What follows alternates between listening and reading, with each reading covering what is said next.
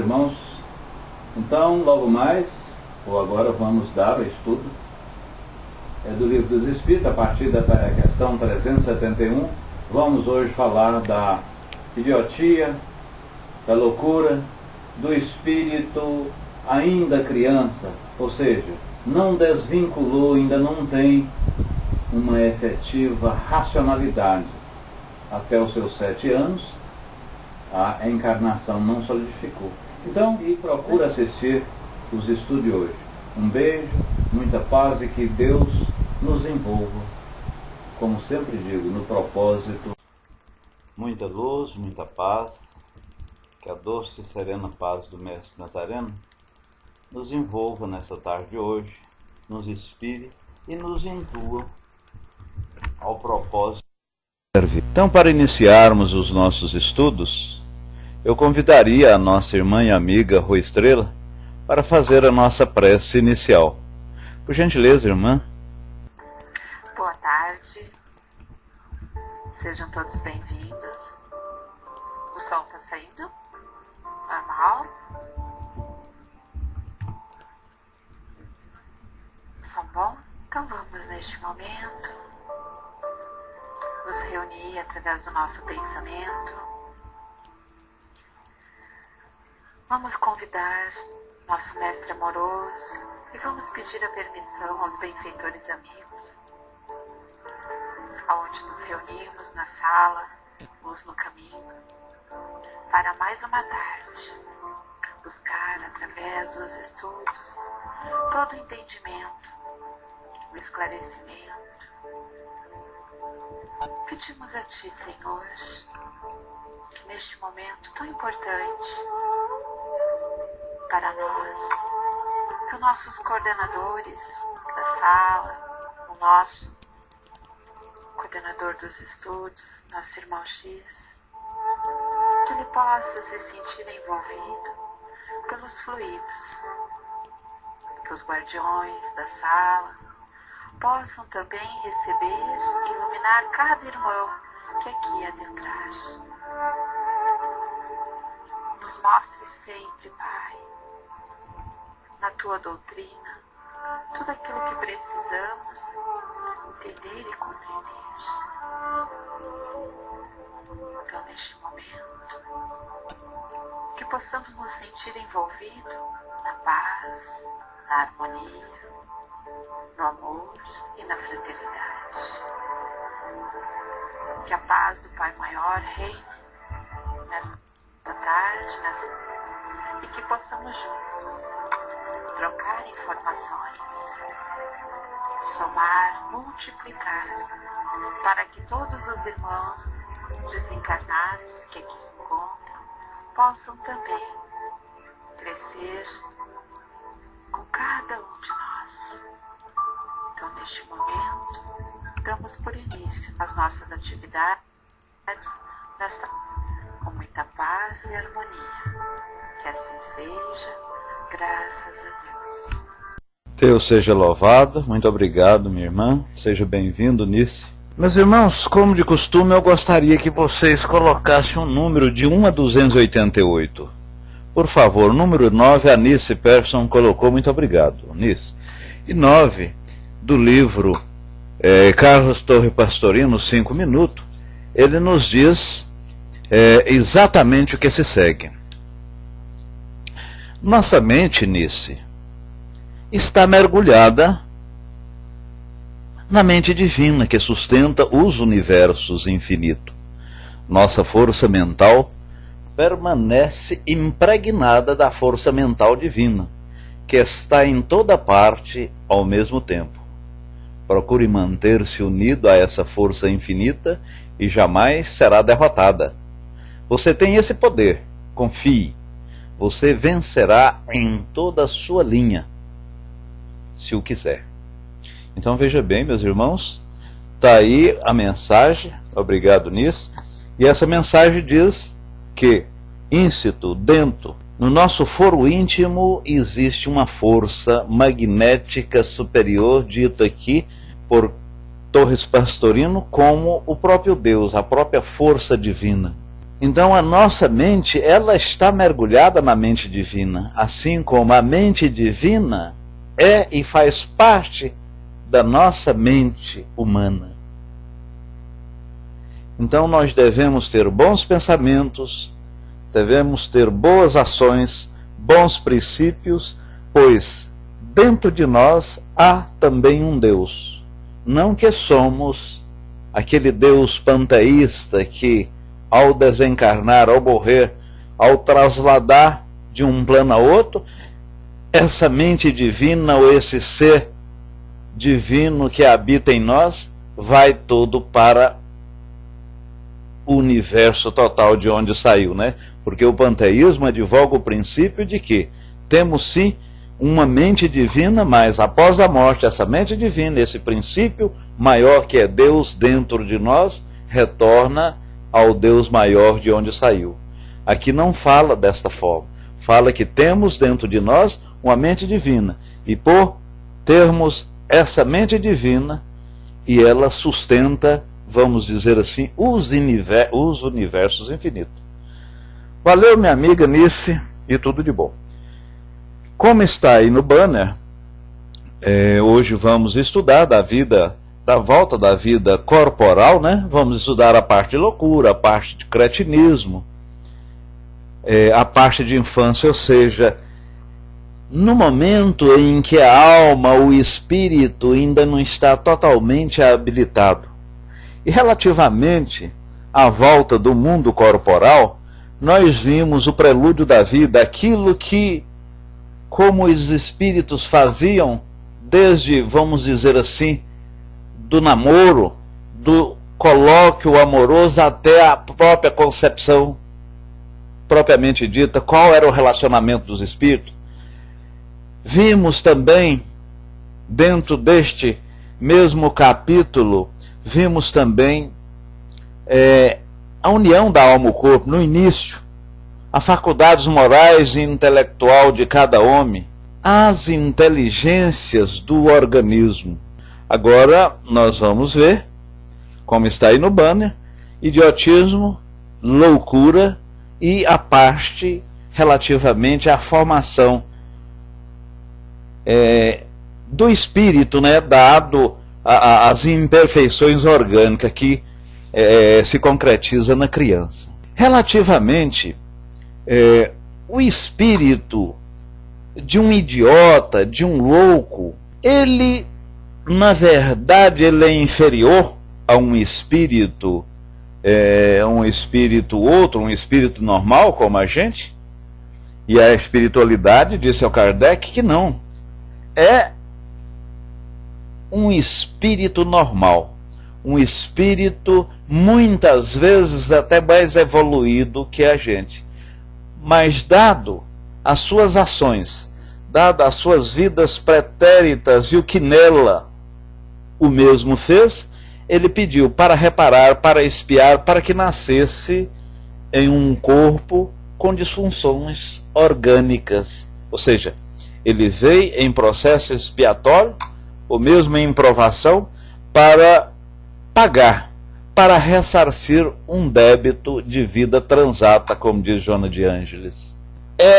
E na verdade, o que visa a providência divina, né? Criar esses seres, vamos dizer assim, desgraçados, como os cretinos, idiotas. E desgraçados aqui, entendamos não como esse adjetivo que é bastante forte, que falamos em briga, ou não digo que falamos, mas que ouvimos.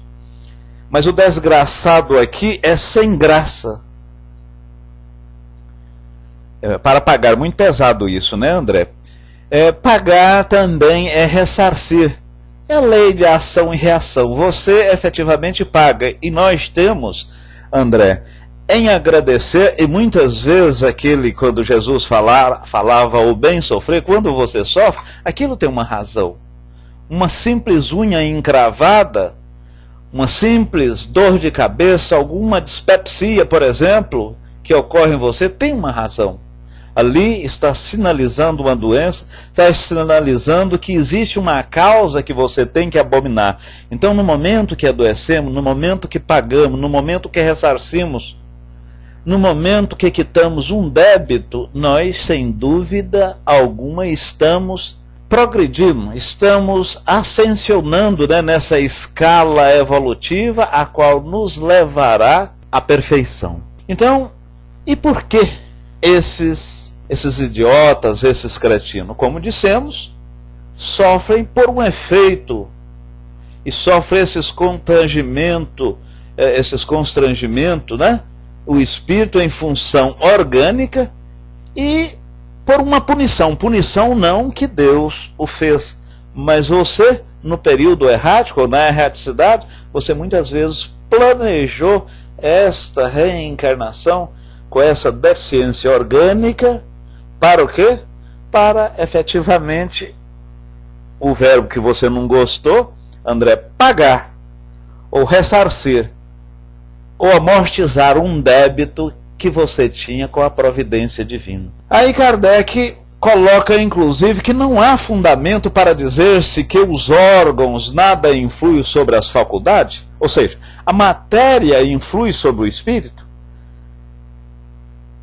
Quer dizer alguns irmãos do movimento espírita brasileiro que a matéria não influi sobre o espírito, mas sim, a própria espiritualidade, e o mentor falou a Kardec respondendo taxativamente que a matéria influi. O caso de uma disfunção orgânica relativamente ao cérebro, né, que causa essas doenças, o idiotismo, a loucura, né, que posteriormente pode ser associado, inclusive, com um processo obsessivo. Nós falávamos em outra reunião, em outros estudos, e associamos você encher um balão. Você enche um balão, vai enchendo, vai colocando ar nele, ele vai estourar. E ele estoura, meus irmãos, ele estoura justamente naquela parte mais fraca. Ora, no momento, seja bem-vindo, Sandra, e bom retorno, Acerfal, a Sala Luz. Ele estoura naquela parte mais fraca. Assim somos nós.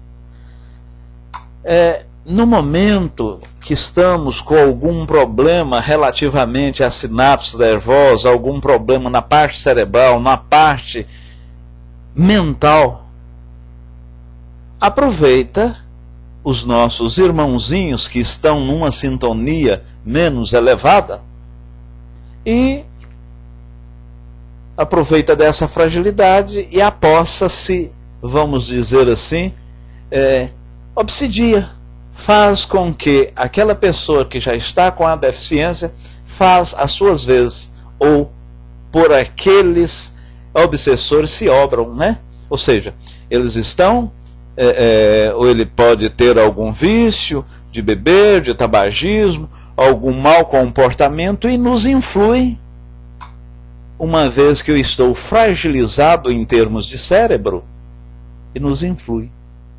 E assim a gente passa, de uma certa forma, obrar, operar, e muitas vezes a obsessão é tamanha que que somos levados a fazer ipsis litteris que esse obsessor quer. E veja bem, aqui eu faço uma pergunta. Quem tem medo de morte?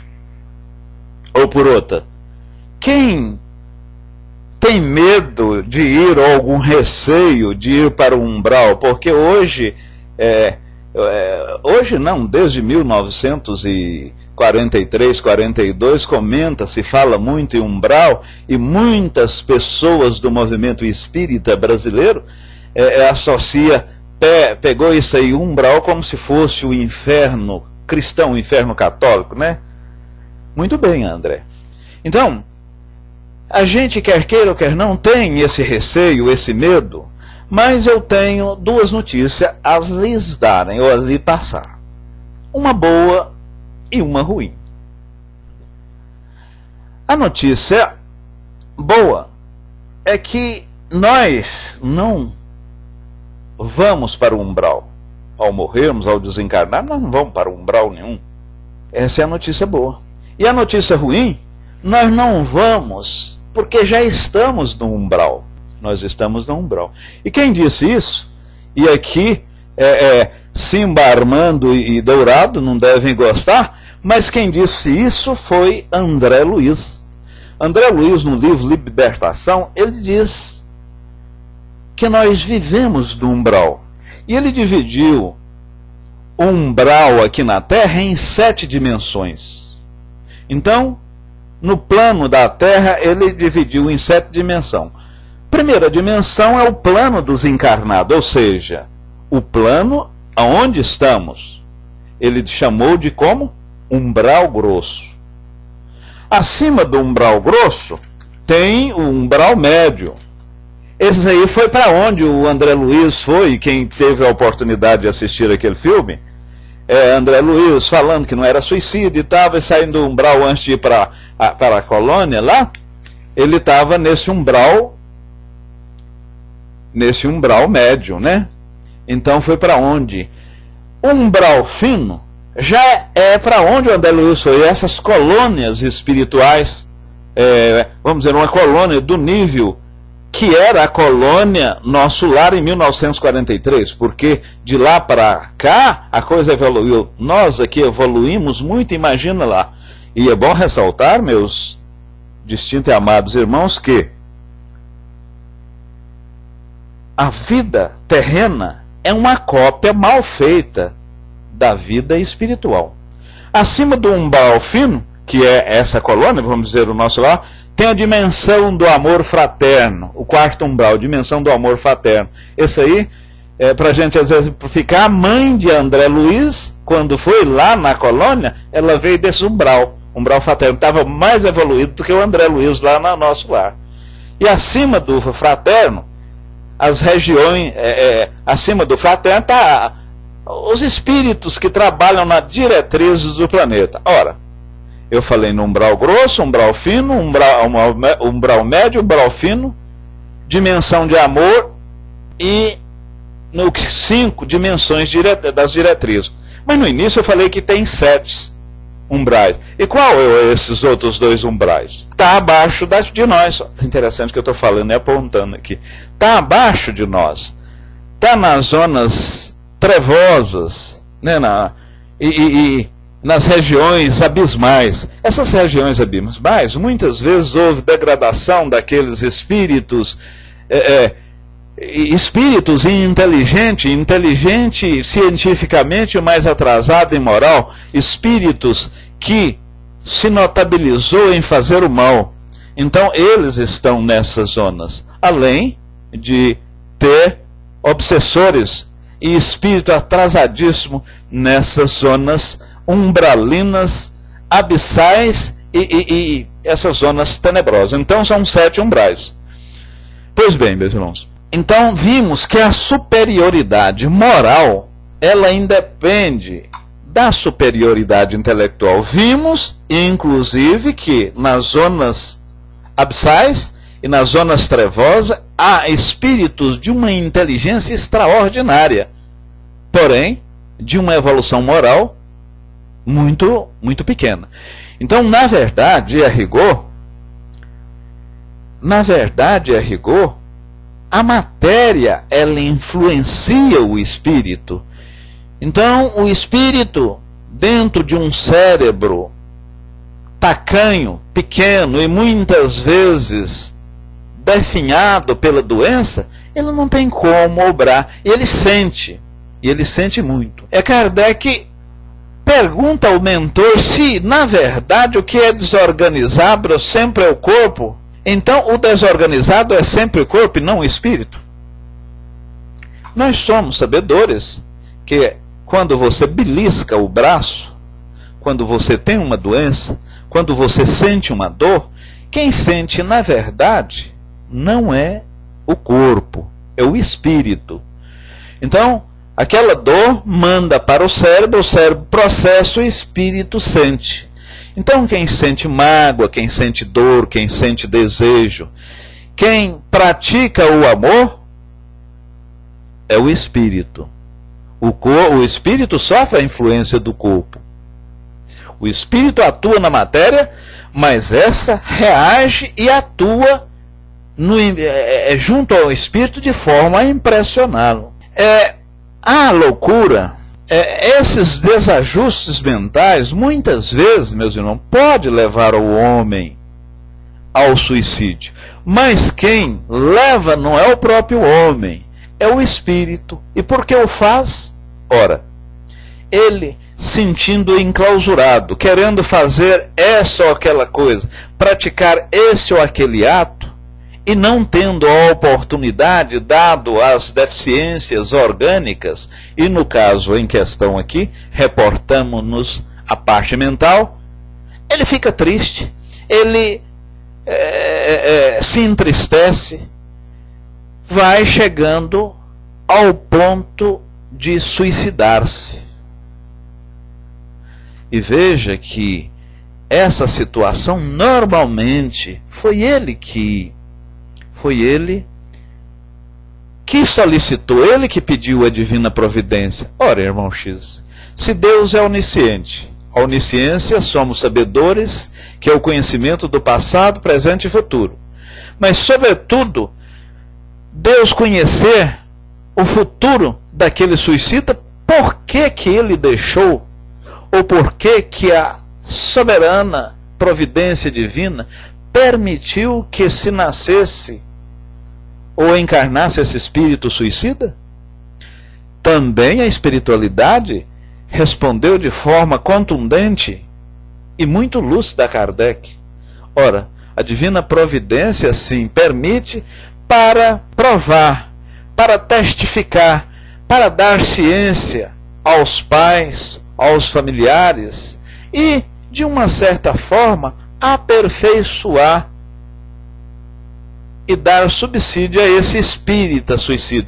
Porque esse instante, e nós somos sabedores aqui desse processo reencarnatório, é muito rápido, é um piscar de olhos diante da eternidade. Então hoje suicidamos, amanhã, em função desse erro, nós fazemos uma avaliação quando da erraticidade, quando estamos esperando para um processo novo de vida, neste ou em outro planeta, a gente vai verificar os nossos erros das vidas anteriores e pegar o passado, de uma certa forma fazer uma avaliação, aquilatar naquilo que erramos e sanarmos os erros das próximas encarnações. Então, o próprio suicídio, ele vai dar subsídio, ele vai fortificar. Dourado diz que Dante Alighieri, o profeta da Maiútica, da Mantua, cristalizou esses estados infernais aos quais ele vivenciou em si mesmo, em seu livro A Divina Comédia. O inferno cristão, ele pegou muito,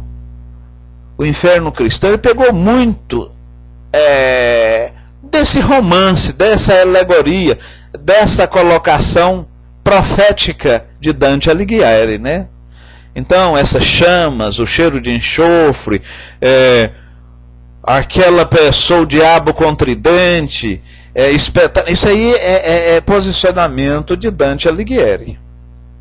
Um clássico, da Idade Média. Então, vimos que o homem vai ao suicídio, faz coisas estapafúrdias, é dado o espírito querer libertar-se, E o espírito que está nesse processo de alienação, dado essa desorganização mental, ao morrer, ele recobra imediatamente o seu estado normal ou não? Foi dito pela espiritualidade que isso depende do pequeno ou grande momento de transtorno que a gente tem após a morte. Quanto menos desvinculado a gente for da matéria, esse transtorno, esse estado perturbatório, essa perturbação, ela passa, ela acaba. Então, no momento em que o espírito não está mais vinculado ao corpo, no momento que corta esses laços fluídicos, ou seja, ele distancia da matéria, no caso em questão corpo, aí sim, ele desvincula, né? Ele vai viver a sua vida, vai verificar o que é efetivamente. E nesse momento, meus irmãos, passa-se um filme na sua vida daquilo que você fez, daquilo que você foi, e como você foi criado para ser perfeito dentro desses 5 mundos, né? Didaticamente que Kardec dividiu, nós vamos um dia sermos perfeitos, estarmos lá nos mundos celestes, né? Que são mundos cujos espíritos são embaixadores e trabalham na cocriação juntamente com Deus. Então você quer sempre e pede provas e testificações difíceis. Você pede expiações. Entretanto, e muitas vezes, o seu espírito protetor, o seu espírito tutor, o seu anjo de guarda, o anjo guia, não permite essas provas mais estapafúrdias que você solicita no afã de evoluir rápido, porque sabe que você não aguentaria. Então, mas muitas vezes Deus permite, como diz, para aprovação do espírito, para aprovação dos próprios parentes, pais, mães, filhos, de onde o espírito encarnou, enfim, para dar uma sustentação, dar subsídio em outras encarnações que advirão. E relativamente à criança, que também está num estágio mental de torpor, um estágio mental não ainda totalmente delineado, porque, segundo algumas obras, advinda posteriormente a Kardec, fala muito bem com relação a esse processo reencarnatório, que ele começa na concepção propriamente dita. Fábio e Paulo, seja bem-vindo à Sala Luz no Caminho. Propriamente dita, e vai solidificar quando a criança tem por volta de 6 a 7 anos.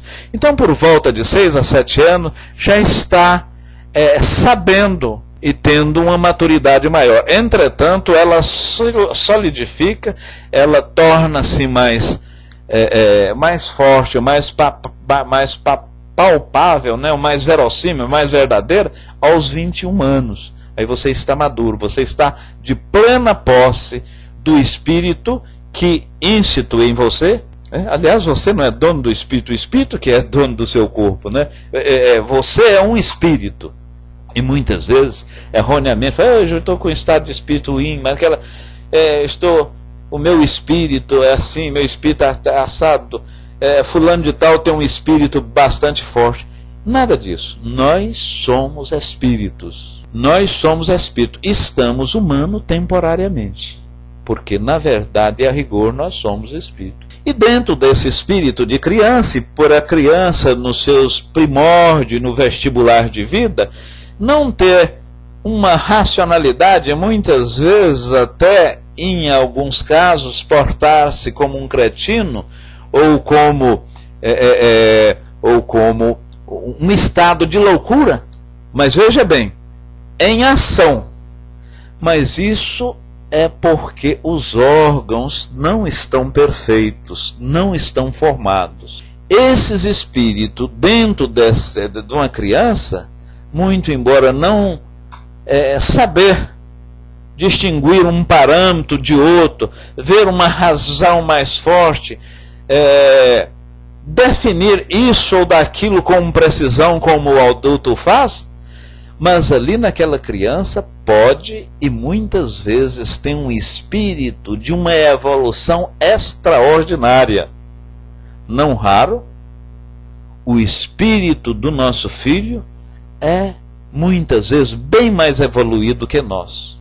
Há um exemplo simples e facilmente da gente verificar, e notadamente com relação a esses aparelhos eletrônicos. Vocês viram e já observaram como uma criança de 5, 6, 7, 8, até, digamos, uns 10 anos, tem uma facilidade extraordinária para manobrar um controle, para ver um dispositivo eletrônico, enquanto nós, pegamos de forma certinha e politicamente, vamos dizer, correta, o manual, olhamos lá na página 33, 400 e tanto, verifica o funcionamento daquele aparelho, a criança simplesmente pega, né, Maria? Pega aquele controle remoto, pega aquele aparelho, faz com verdadeira maestria. Por que isso? Porque ele é mais inteligente do que nós? Sim, não digo inteligente, mas tem mais conhecimento, muitas vezes dentro, íncito, aquele corpo, ou movimentando aquela matéria que ainda não está na sua plenitude, em termos de formação, há um espírito extraordinariamente evoluído. É isso que está ocorrendo quando fala-se, quando comenta-se em crianças índigo, crianças cristais, o meu neto, o meu filho, o meu sobrinho é extraordinário. Não estamos fazendo alguma coisa lúdica, não estamos fazendo, enfeitando nada. É porque, na verdade, essas crianças são mais evoluídas. E deve ser assim, porquanto amanhã nós já estaremos no mundo de regeneração, que é o terceiro estágio. Nós estamos no mundo de prova e expiação, e abaixo de nós só existe um estágio, que é mundos primitivos, onde o espírito luta praticamente por comida. Ele mata, ele estupra, ele degola, ele faz coisas as aberrações piores possíveis em função do alimento. Aí já tem aqui o mundo de prova e expiação, que nós já fazemos o bem. Existe o mal? Talvez o mal até supere o bem, mas existe o bem. Vamos entrar agora, já estamos entrando, né? Porque de forma gradual, você não pode ter uma linha estanque. Aqui terminou o mundo de prova e expiação e começa o de regeneração. É como a noite. Você não sabe precisar.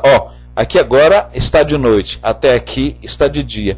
É um passar, é uma linha tênue que separa, muito embora a gente não divide. Mas não podemos regredir. Para onde iremos?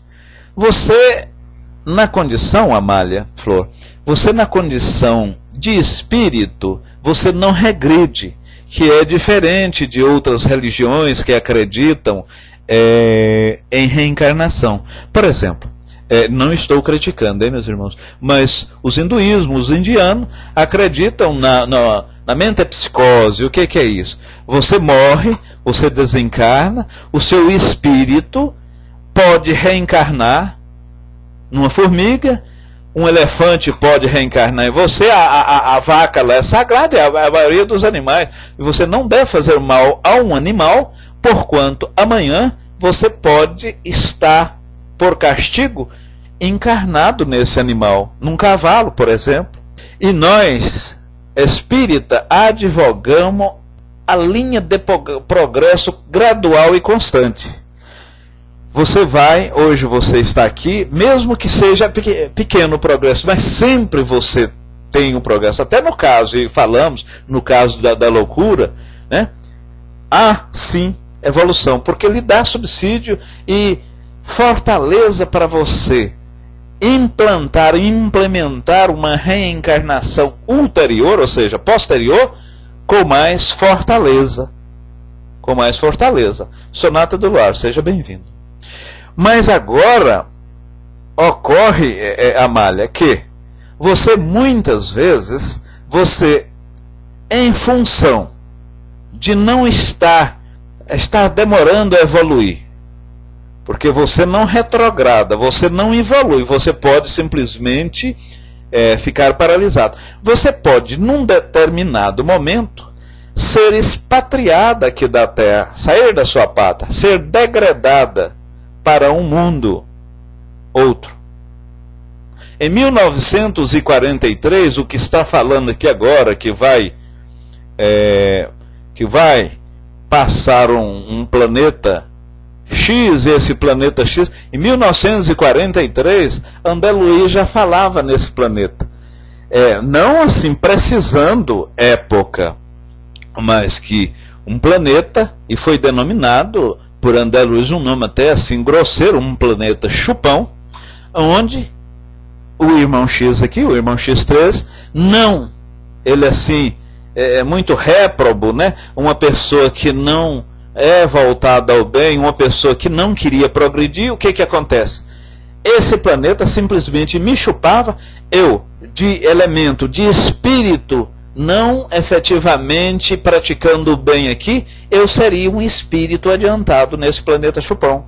O que provavelmente aconteceu com a raça adâmica, que suponho, eu tenho uma tese bastante forte, isso dita pelos espíritos, né? Ah, não, mas foi dito pelos espíritos, é certo. Não, espírito, nós também somos espíritos. O fato de você ter uma mensagem, o fato de você ter uma comunicação espiritual, não significa em momento nenhum que aquela comunicação é verdadeira, é revestida de credibilidade. Kardec várias vezes e sempre falava para você colocar no cadinho da razão, ver o senso, passar pelo crivo da espiritualidade, né? E o próprio Erasto diz: desacreditar é preferível desacreditar em 10 verdades do que acreditar numa mentira. Por que isso? Porque se você acredita, você começa a divulgar, você tem influência às pessoas que a você rodeia e logo você está fazendo prosélito. Então uma criança, ela está nesse estado. E por que ela está nesse estado, vamos dizer assim, obnubilado, né? Como se fosse uma nuvem na vista, obnubilado. Por que ela está nesse estágio? Ela está nesse estágio porque esse estágio é mais sensível a recebimento de conselhos, de orientações. Então, olha aí a função nossa de pais, de preletores, de tutores, de orientadores. Então uma criança nesse estágio, vamos dizer assim, de aparente loucura e demência, né, porque ela por si só, esse estágio é favorável a você captar orientações, conselhos, exemplos dos pais, que vai formar hábitos e caracteres em sua vida adulta. Sonata do Luar, eu te cumprimentei, seja bem-vindo. Então veja a importância desse estágio, né, meus irmãos? Veja a importância. Então, Kardec coloca aqui, desde que se trate de uma criança, é claro que, não estando ainda nela desenvolvido, não podem os órgãos da inteligência dar toda a intuição própria de um adulto ou espírito que a anima. É evidente, nós falamos. Se o corpo ou se o órgão, vimos que a matéria influencia o espírito, se o órgão não está de todo formado, o espírito sofre ainda com isso. Mas é necessário que assim o é, por 2 aspectos. Primeiro, é nesse estágio da concepção ao nascimento, a edificação da reencarnação propriamente dita, que ocorre lá por volta dos 7 a 9 anos, para que o espírito esqueça também as suas argrúrias, os seus périplos, as suas vidas passadas, né? Porque você já pensou, se eu fiz mal à minha mãe, em vida outra aí, foi designado que eu nascesse como filho e eu vim para redimir. Se eu soubesse que eu tinha sido um assassino, que eu tinha inclusive provocado um aborto, que eu fiz isso, que eu fiz aquilo, e eu vim como filho agora para redimir aquele mal, e eu tivesse ciência, inteirasse dessas coisas algozes que eu tinha feito a mesma, isso aí ia me impedir eu desenvolver o meu processo evolutivo. Não é verdade? Simba coloca: a biotropologia nega a raça adâmica, que afirma que são 5 origens distintas das criaturas humanas. Essa raça adâmica, as pessoas que gostam de estudar a parte bíblica, a gente verifica lá que é uma raça, assim, uma raça evoluída até, já tinha alguns conceitos de agricultura, já tinha conceitos sociais, ou seja, viver em sociedade, viver em grupo. Então, era uma raça que se acredita, como esse planeta chupão, essa raça veio degradada, veio expatriada, e alguns dizem até que era do planeta Capela, esse planeta que está a 80 anos-luz da Terra. Kardec pergunta aqui que se na infância o espírito encarnado, em consequência dos constrangimentos, ele sofre assim, vamos dizer, constrangimento, por não poder manifestar, por não poder... Ele não sofre como ele está, de uma certa forma, encarcerado, mas não vamos colocar assim como num cárcere ou numa cadeia. Ele está encarcerado em função do próprio órgão. Mas isso ele não sofre, e ele é sabedor que isso é necessário para o esquecimento, né?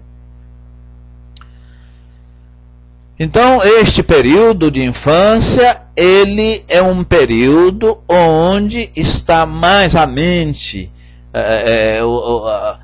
a sua ideia, a sua mente está mais acessível às impressões que recebe do meio ambiente, sobretudo dos responsáveis à criação, à educação desses nascituros, né? Então, à medida que ele vai crescendo, à medida que os seus órgãos, sobretudo os órgãos mentais, vão evoluindo, ele vai recobrando a sua inteligência e vai sendo efetivamente o espírito que é realmente, né? Então, isso aí vai concretizar aproximadamente com 21 anos, de 21 a 25 anos, que a gente percebe a madureza de caráter, né? A madureza do espírito. Então, é nesse período, né, meus irmãos, que a gente, nesse período que você absorve mais o amor. Aí foi perguntado, e como, e por que a criança, ao nascer, ela chora, ela vem ao mundo chorando, né? E os mentores responderam, responderam com uma propriedade extraordinária. Eles disseram que, sobretudo, o choro inicial, esse choro vestibular, é para sensibilizar a cria, para sensibilizar a mãe que, ali naquele momento, o seu filho veio ao mundo e precisa de cuidados, e precisa de amparo, e precisa de proteção. Porque se não fosse dessa forma, imagina se essa criança já não tivesse essa parte enuviada, né, da mente, não tivesse esse pequeno embotamento mental. Se ela nascesse rindo, se já nascesse falando, se já nascesse com as suas características que vai formar durante a vida, por exemplo, de um assassino, de um killer, de uma pessoa com más tendências, você já pensou se ela nascesse assim e começasse a falar? Seria um choque bastante extraordinário. Muito. E nós, na condição de pai, a mãe, sobretudo, não dava aquele carinho, não dava aquele suporte que a mesma precisava, que precisa, né? Que a mesma precisa. Então tá aí. Esse período é necessário para que os pais dão amor e a criança, o espírito nessa angelitude, porque ali está íncito um espírito velho, aprenda mais. Outra, se a criança não nascesse com essa cara infantil, com essa cara pedinte, com essa cara de mamãe, eu quero, me dá um beijo, me dá o peito, me dá alguma coisa, se ela já nascesse com o caráter que efetivamente vai ter quando tiver aí seus 17, 18, 20 e poucos anos, ora, a mãe ou o próprio pai poderia ter uma versão, porque ela já nasceria ali xingando. Então, veja como a divina providência é sábia. Deixa eu ver o que a área de texto aqui. Aquilo que se denomina de umbral nada mais é do que estados interiores de infraconsciência. Céu e inferno, como bem está falando o nosso amigo Dourado, é estado de consciência, é impressão. Universo é todo. Então, quando o próprio André Luiz dividiu-se em 7 umbrais, das zonas abissais, das zonas densas, umbral grosso, médio, fino, né? os mundos cristalinos e os administradores, são tudo estado de consciência. Evidentemente, aí você pergunta, mas não existe localização física, irmão Cícero? Pode haver, por exemplo, eu sou um suicida. Eu estou num estágio vibratório extraordinariamente ruim e no estágio que me levou a um suicídio. Foi aí que Ivone do Amaral, e veja bem, meus irmãos, Ivone do Amaral escreveu obras, obras de um suicida, Memórias de um Suicida, antes de 1943, muito embora publicou, antes de André Luiz ter feito aquele estágio com Chico de 3 anos, em 1943 saiu O Nosso Lar. Ivone do Amaral escreveu Memórias de um Suicida e está lá muito bem relatado. Muitas vezes a gente vê lá, quando André Luiz relata alguma coisa, parece que é cópia daquele espírito Camilo. Lá, Ivone do Amaral diz o seguinte, ela fala muito em Vale dos Suicidas. Ora, Vale dos Suicidas significa que o suicida está todo reunido ali. Mas acabamos de falar que não tem especificação, não tem localização física. Mas, ao mesmo tempo, há essa localização em função do padrão vibratório. Se eu sou um suicida, se eu estou vibrando maleficamente dentro daquele ato que me fez o extermínio da vida, você que está nesta mesma sintonia, eu, por simpatia, por linearidade, por afinidade, nós dois vamos juntar. Então, junta eu, junta você, junta todo. Exatamente, Sonata. A lei é muito sábia. E eu acho mais sábio ainda, e sem nenhum, vamos dizer assim, fanatismo, a nossa doutrina. Porque a nossa doutrina, ela explica tudo e pede. Você contesta, você não acredita no que eu falo.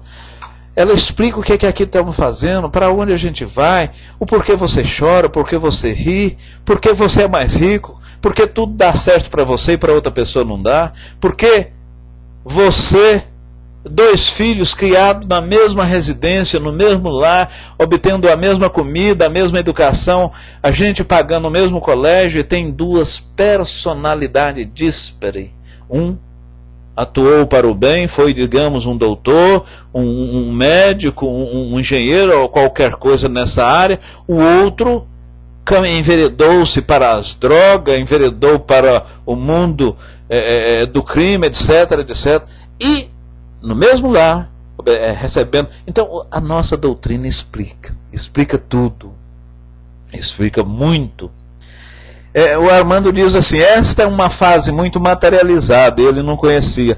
Então, na verdade, alguma parte da nossa movimentação, que o fato de lá, André Luiz, ele reportar-se a coluna, e lá fala tomar suco, andar de aeróbios, comer, dormir, inclusive até ter receber espírito de outro plano, mas não isso aí não é nada material, é tudo de uma forma bastante fluídica. Repito, nós não copiamos nada do mundo espiritual. Aliás, o mundo espiritual não copia nada de nós, né? Nós que copiamos do espiritual. Ou por outra, a Terra, aqui nós, espírito encarnado, somos uma cópia pífia, uma cópia imperfeita, uma cópia mal acabada do mundo espiritual. E finalizando, meus irmãos, a infância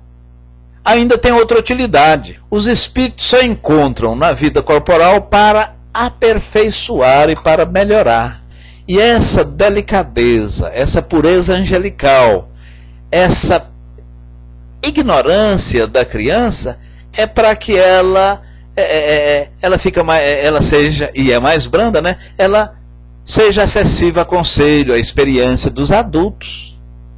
E isso naturalmente faz com que as mesmas evoluam. Assim, portanto, diz Kardec, a infância não é só útil nem necessária, ela é indispensável. Ela é de uma consequência natural. É como diz a nossa amiga Sandra, aliás, Sonata de Luar, diz É a lei da vida. A lei da vida é sábia, né? Deus estabeleceu o que rege o universo. Assim, portanto, a infância não é só útil, nem necessária, ela é indispensável, mas também consequência natural das leis que estabeleceu o universo. Meus irmãos, muita luz, muita paz, né? Deixa eu ver a área de texto aqui. É um lugar circunscrito, o universo está destinado às penas e os gozos dos espíritos segundo os seus méritos. Não existe lugar circunstanciado, né, Armando? Conforme você mesmo colocou, esse sofrimento, esses ditos céu, inferno, dito umbrais, umbral grosso, fino, médio, isso tudo é estado de consciência. E pelo estágio de consciência, nós reunimos por afinidade. Então tá bom. Há alguma pergunta mais? Ou alguém gostaria de... deixa eu ver o Armando aqui. O Simba colocou. Mas até as galácticas têm sua infância. Exato. Já respondemos essa pergunta. Irmão, responde a Marli, por favor. Deixa eu ver o que a Marli colocou. O dia Ctrl+C, Ctrl+V, eu volto, a tela vai lá embaixo. Marli, é verdade que atualmente os espíritos estão encarnando com cerca de 5 anos de desencarne? Se for verdade, por que tão rápido? Por que estamos passando por um mundo de regeneração? Muito bem, Sonata. Muito bem, então vamos lá. Esse questionamento seu é muito importante. Não existe, em primeiro lugar, e a espiritualidade afirmou de forma assim bastante clara, um período de 5, de 100 ou de vários séculos para encarnar. Pode, inclusive, em caso de morte de criança, pode até a encarnação futura ser muito rápida. Nem obedecer esses 5 anos. O que temos conhecimento e que a codificação nos orienta é que não tem tempos certos, não tem assim de 10 em 10 anos, de 100 em 100 a encarnação. Não existe isso. Não existe. Então, o rápido para nós aqui, tempo para nós, o espírito ele não trabalha, né, por ele estar numa dimensão superior à terceira, né, lá, e essa dimensão envolve tempo e espaço. Essa dimensão, o tempo e o espaço é diferente. Por isso que um espírito ele volita de um lado para outro muito rápido, né? A gente aqui no espaço mede-se por velocidade para a gente dimensionar o espaço. E o tempo é um interregno que vai, né, de um período a outro, pela rotação da nossa Terra, o sistema de translação, horas, meses, horas, segundo e minutos. Minutos e segundo, então dimensiona o tempo. Então lá é diferente. Se for verdade, por que tão rápido? Porque estamos passando por um mundo de regeneração. Sonata, relativamente ao mundo de regeneração, porque todos os espíritos que estão aqui encarnados, eles foram criados simples e ignorantes, e Deus, em sua infinita bondade, quer, e todos seremos um dia espíritos perfeitos, espíritos de luz. O que é um espírito perfeito, um espírito de luz? Vamos dizer que Jesus foi um espírito perfeito, um Gandhi, um Luther King, né, um Chico Xavier, extraordinário, um Kardec. Hoje numa sala de manhã, falando das obras de Kardec, e com 14 anos ele veio e fez esse monumento de coisas, escreveu em 14 anos, ele escreveu a revista, que são 12 volumes grossos, ele escreveu, só na área espírita, ele escreveu mais de 12 livros, além desses 5 livros básicos aí, tem a Obras Postas, que foi de anotação dele, Viagem de 1862, o que é o Espiritismo, muito embora a Obras Póstumas saiu 19, então, eu até falei que ele era um desses espíritos, eu falei assim, quem sabe Kardec poderia ser um desses espíritos da pleiade de codificação que reencarnou antes para fazer o processo da codificação. E aí, simplesmente, ele seria o gerente ou o para-choque, o para-raio das ideias desses espíritos superiores. Então, Deus criou todos simples e ignorantes. E Kardec, para facilitar a compreensão e a disseminação dos seus ensinamentos, ele dividiu os mundos, ou sonata, em 5 mundos. Primeiro, os mundos estúpidos, os mundos dos ignorantes, os mundos primitivos, onde se luta mais pela comida e pelo sexo. Você chega, quer ter um relacionamento com a mulher, bate a bengala, o negócio da cabeça dela, leva para... A Terra já foi um mundo primitivo. Aí evoluiu mais um pouco, chegou aonde nós estamos. A Terra, isso tudo vai passar pela própria Terra, um planeta só pode ter esses vários mundos. Aí evoluiu mais um pouco, temos a Terra. Tem o bem? Tem, mas o mal ainda prevalece. Então mundo de prova, regeneração. Evoluiu mais um pouco, vai evoluir, vamos entrar, ou já estamos nele, é o mundo de regeneração. O prova e expiação é esse agora, né? O mundo de regeneração. Vai evoluir mais um pouco? Tudo lentamente. Tudo lentamente. Vai evoluir mais um pouco? Vai. Vai qual outro mundo? Mundo felizes. Aonde a felicidade, aonde o bem já supera muito mal. E, à medida da evolução, a matéria, o corpo em si, ele vai tornando menos denso, ele vai tornando mais volátil, vai tornando mais puro. Depois dos mundos felizes, que são os mundos puros, aí vem os mundos dadivosos, ou os mundos celestes. Não precisa mais da matéria propriamente dita. O espírito estão nesse mundo, lá é um mundo de plena felicidade, é um mundo de trabalho, assim, você é um co-criador, vamos dizer, você é um assessor divino, um assessor de Deus. Você está atuando e também em mundo, está responsável por, ou você é responsável por vários outros espíritos. Por isso que há esse mundo de regeneração. Quer queiramos ou não, vamos passar por esses 5 mundos. Repito, esses 5 mundos foi uma forma didática que Kardec utilizou para melhor compreendermos a situação. Porque, na verdade, é milhões de mundos, né? Você, a cada estágio que você passa, você está em um mundo. Muito bem, meus irmãos, paz e luz. Eu gostaria que um irmão levantasse a mão, um irmão ou irmã, para fazer a nossa prece. Bom retorno, Camelo, especial Leide, de passagem, e Maria Alda, sejam bem-vindos, que eu não cumprimentei isso.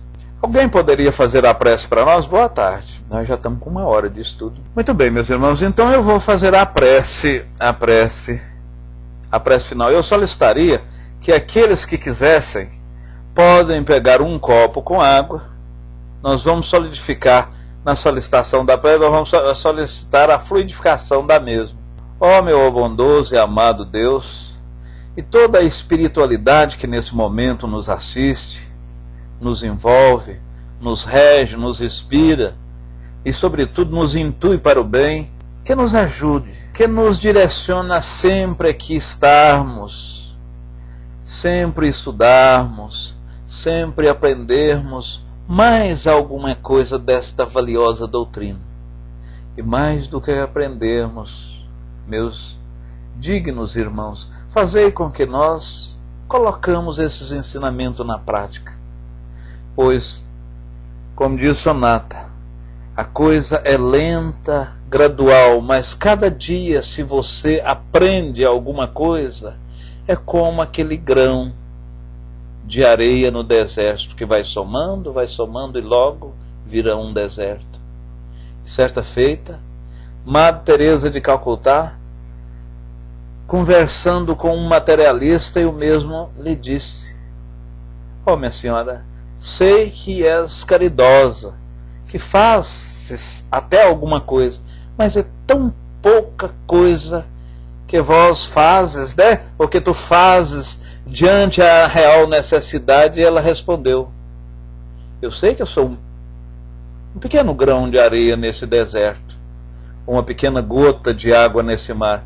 Entretanto, sem essa gota, esse mar seria menor. Então o importante é nós fazermos aquilo que precisa ser feito, aquilo que achamos que é correto, e fazemos igual Santo Agostinho. Quando tivermos dúvida, internalizamos, perguntamos ao nosso guia: os nossos orientadores espirituais, que no dia seguinte tenham plena convicção. Você está com a solução na ponta da língua ou dentro de sua mente. E assim, Divino Mestre Jesus, solicitamos que fluidifique essa água que está no copo ao lado, e mesmo que a pessoa não pegou, pegue depois, que modifique a estrutura molecular da mesma, tornando-a um bálsamo, um remédio, e que ao sorvermos, não só irá dessedentar a nossa sede, mas funcionará como um remédio, como um elixir, como um bálsamo, que debelará as nossas mazelas, as nossas ruínas, as nossas doenças, tanto do físico como da mente. E isso é verdade, meus irmãos. É verdade porque Jesus disse: vós podeis fazer o que eu faço e muito mais. Vós sois deuses. É só querer. Então está em nós. Dado o nosso merecimento e a nossa necessidade, depois desta prece, tomemos a água com fé. Se não pegamos, pega. Beba a água com fé. Tenho certeza que as coisas sucederão conforme você assim pensa. Muita luz, muita paz. Que Deus ilumina a todos. Até sexta. Até sexta. Muito obrigado. Eu vou colocar uma músicazinha aqui.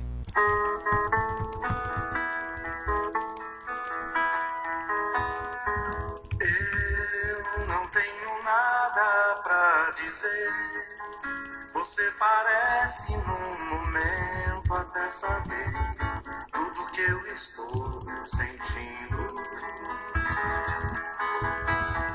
E veja através dos olhos meus a emoção que sinto em estar aqui. Quero estar assim pra sempre. Amigos para sempre é o que nós iremos ser. Na primavera ou em qualquer das estações, nas horas tristes, nos momentos de prazer. Amigos para sempre. Amigos para sempre é o que nós iremos ser. Na primavera ou em qualquer das estações, nas horas tristes, nos momentos de prazer. Amigos para sempre. Você pode estar longe, longe sim, mas por te amar sinto que está perto de mim. Quero estar assim pra sempre.